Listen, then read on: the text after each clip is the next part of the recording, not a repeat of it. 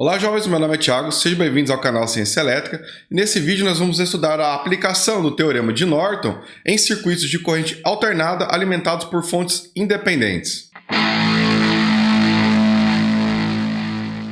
Na aula 48 nós estudamos esse teorema em circuitos de corrente contínua.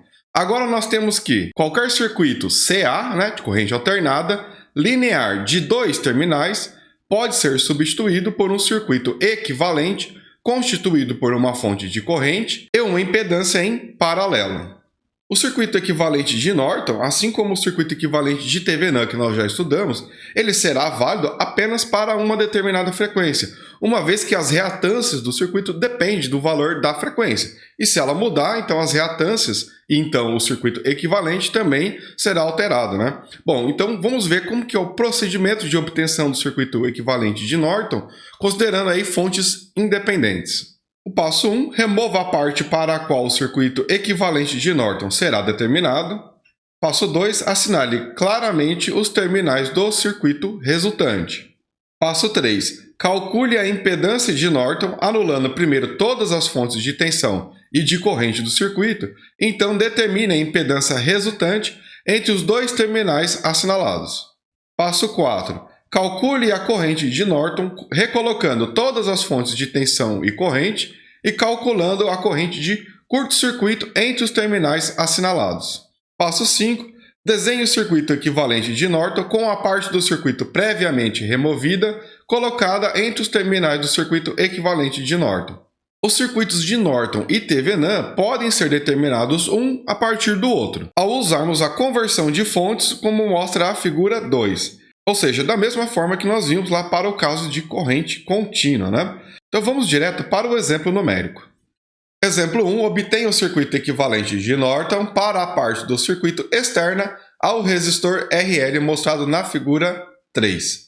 Então nesse caso, pessoal, nós vamos desconectar a carga RL do circuito e obter o circuito equivalente de Norton apenas para essa parte assinalada, Então eu tenho o circuito da figura 3A, que é a representação desse mesmo circuito excluído a carga e os componentes passivos convertidos ali em blocos de impedância. Bom, para o cálculo da impedância de Norton, pessoal, nós vamos substituir a fonte de tensão por um curto-circuito, uma vez que é uma fonte independente, E vamos obter então a impedância entre os pontos A e B ali assinalados. Nesse caso, nós temos a impedância 1 e 2 em paralelo, então basta aplicar aqui produto pela soma, Aplicando os valores, então, nós vamos chegar a 15,81 ohms com um ângulo de menos 18,44 graus.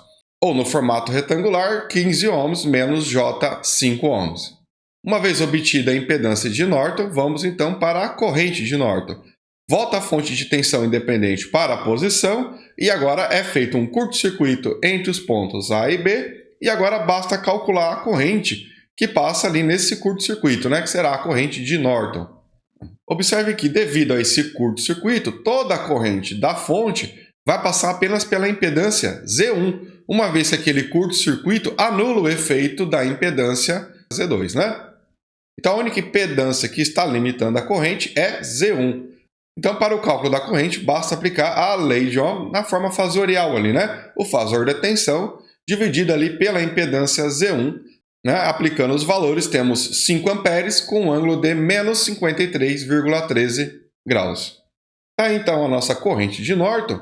E por fim, nós temos o nosso circuito equivalente de Norton, que será uma fonte de corrente independente, e a impedância de Norton em paralelo com essa fonte de corrente. E entre os pontos A e B, volta ali a nossa carga RL. Baseado nos resultados da impedância ali, pessoal, nós podemos redesenhar esse circuito dessa outra forma, Onde nós temos a fonte de corrente e a impedância ali pode ser representada pelos componentes passivos ali, no caso, o resistor de 15 ohms e a reatância capacitiva de menos 5 ohms.